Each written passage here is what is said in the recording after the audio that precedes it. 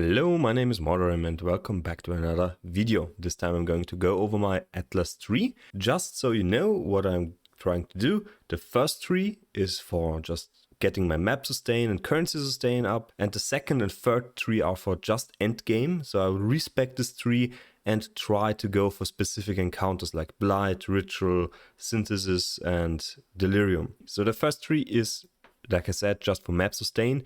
We go the left route. You can basically pick every route available to you. So if you want to pick Delve, go with Delve. If you want to pick Incursion, pick Incursion. Or if you don't want to pick anything from this side of the tree, just go with the middle route. So why did I pick the left side?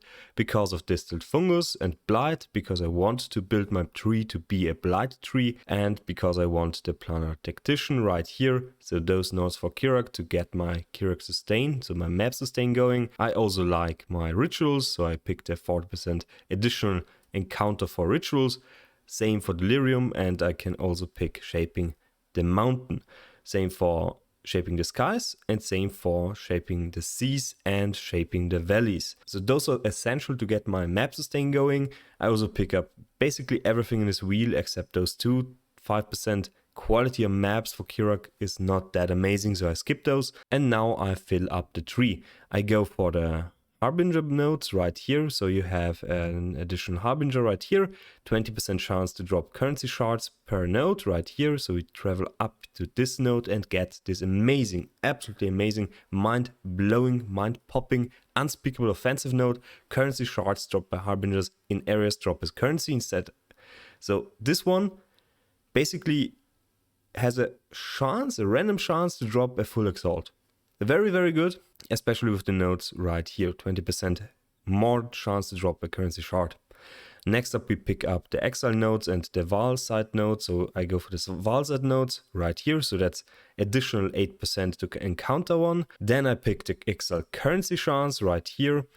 And then I move to exiled will and Rukus. So those two are very, very rippy. Can result in a dead build very early on, so I would not advise picking those early on. So go for the first wave, the Harbinger nodes right here, and additional quantity, 3% and 50% rarity in areas right in the middle. And I finish up my currency farming with ritual profitable prayers right here, so 2 additional items for favor rerolling, and we get 5% additional chance to drop cluster jewels as well as compulsive hoarder, so 8% chance to generate 3 additional reward types, and delusions of persecution, additional 50% chance to drop a unique cluster jewel when slaying a unique boss. They are more likely to spawn, 100%, so really, really good. For Delirium, we have 4% chance to spawn this one, so that's the basic tree for early game. This one does not cost us 128 points, but only 108, so you have a bit of wiggle room and can set up this one very, very early. So what do I do once I reach a specific point in the game and have my map sustain going and have my currency going? My basic setup for this one is done. Well, I switch to Blight because I really like Blight. I also get the Beyond one. Why? Because you get 8% quantity from 3 nodes here, so it's 25% quantity for Beyond demons in the area. We get a 25% chance to drop additional currency items from Beyond. We get additional sacrificial dew, so 1% chance per node here for ritual altars, and another 10% chance to drop a blood-filled vessel when we finish the rituals in the area. We also pick up the Blight encounters here. You need to be aware of this one. Immune response is very rippy, 150%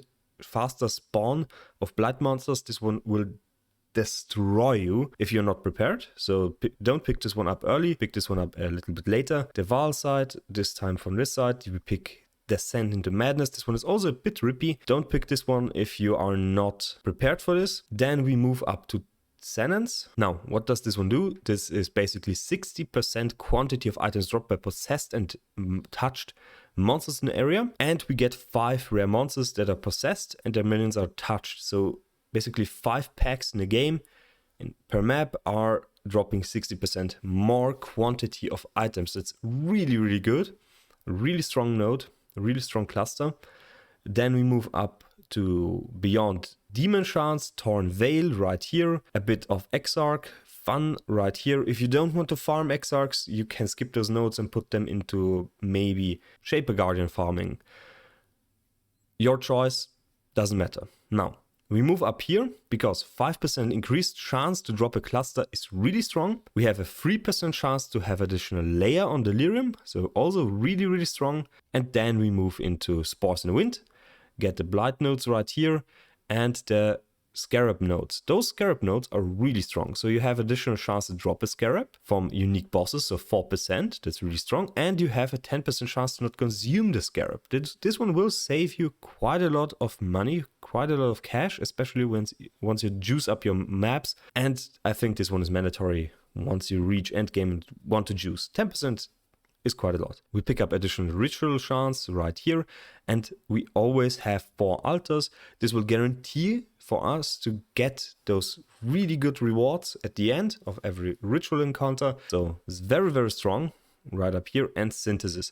I know not everyone likes synthesis. I picked up this cluster because I like the visuals.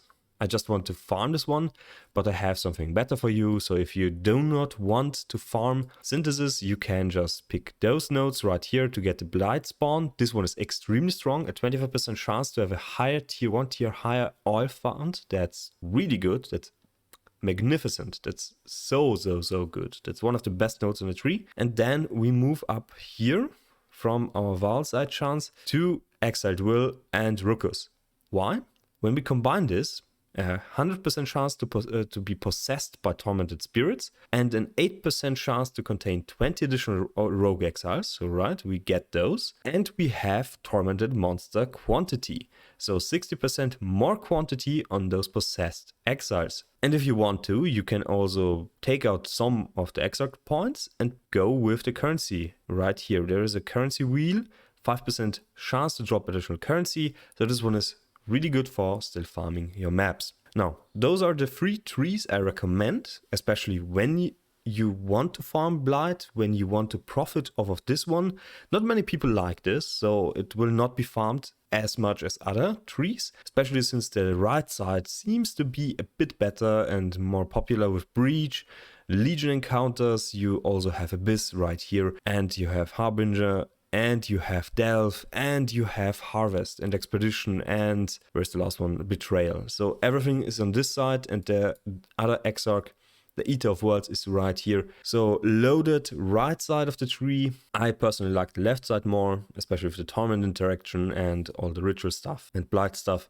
So I would highly recommend the left side. Anyway, that's all I have for you now. I have not picked a build yet, so I will be probably starting with some hand casting build, maybe something with ice damage. I'm not entirely sure yet, but something will come to me. The moose will kiss me, and I will find a build that I want to play. Anyway, wanted to share this one. See you next time, and bye. Have fun with the league.